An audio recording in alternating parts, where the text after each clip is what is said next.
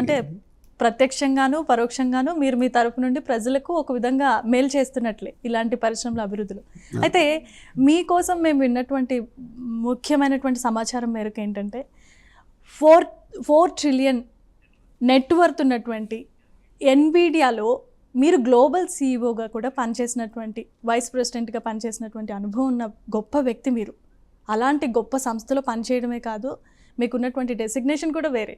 అలాగే మీరు అమెరికాలో కూడా ఎంతో మంచి లావిష్ పాష్ లైఫ్ని కూడా వదిలిపెట్టి ఇక్కడికి రావడానికి మీకు స్ఫూర్తినిచ్చినటువంటి వ్యక్తి ఎవరైనా ఉన్నారా? లేదంటే ఇంకేదైనా విషయం మీకు స్ఫూర్తినిచ్చిందా ఇక్కడికి రావాలని చెప్పి అనిపించడానికి గల ముఖ్య కారణం ఏంటి? స్ఫూర్తి ఇచ్చిన వాళ్ళు ఎంతోమంది ఉన్నారమ్మా, ఒకరు అని చెప్పలేము. నరేంద్ర మోడీ గారిని తీసుకుందాం. ఎంత కష్టపడుతున్నారు ఆయన. ఒక స్వార్థం అంటూ లేకుండా దేశమే నా ఊపిరి అని చెప్పి దేశానికి అంత కష్టపడుతూ ఉన్నారు. అదేవిధంగా మన ఆంధ్ర రాష్ట్రంలో తీసుకుందాం. నారా చంద్రబాబు నాయుడు గారిని చూడండి, 75 సంవత్సరాలు అయినా ఎవరైనా నమ్ముతారా? ఆయన 75 సంవత్సరాలు ఇంకా చిన్న పిల్లోడు మాదిరి పరిగెత్తుతూ ఉత్సాహంగా నేను అభివృద్ధి చేయాలని ఆయన కష్టపడుతూ ఉన్నాడు. అదేవిధంగా పవన్ కళ్యాణ్ గారిని చూడండి, ఆయనకు అవసరమా?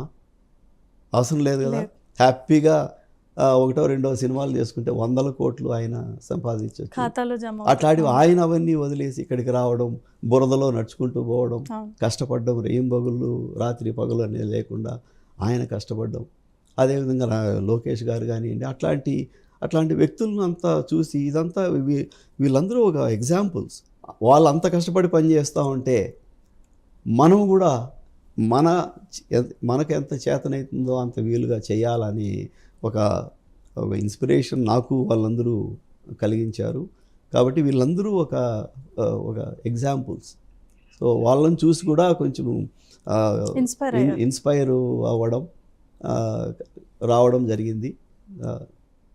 సో ఈ విధంగా మీకు స్ఫూర్తినిచ్చినటువంటి వ్యక్తులు ఎవరో కాదు, మీకు మన కళ్ళెదురుగుండా రోజు కనిపించే, ప్రత్యక్షంగా కనిపించే మన దేశ నాయకులే మీకు ప్రముఖంగా స్ఫూర్తినిచ్చిన వారు అని చెప్పంటున్నారు.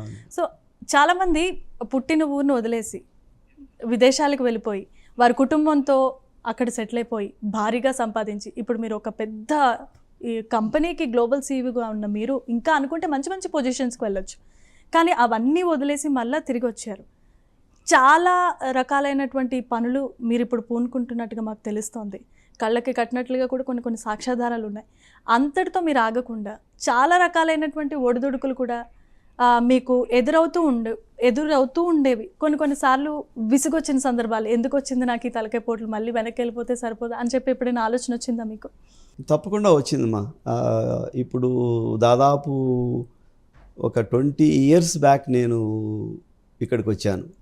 ఇక్కడికి వచ్చి అప్పుడు కూడా ఇదే స్ఫూర్తితో మనం కాంట్రిబ్యూట్ చేయాలనే ఒక ఉద్దేశంతో అప్పుడు కూడా రావడం జరిగింది. కాకపోతే ఇక్కడ ఉన్న వ్యవస్థ చూడడము, ఇక్కడ ఉన్న బ్యూరోక్రసీ కానీ చాలా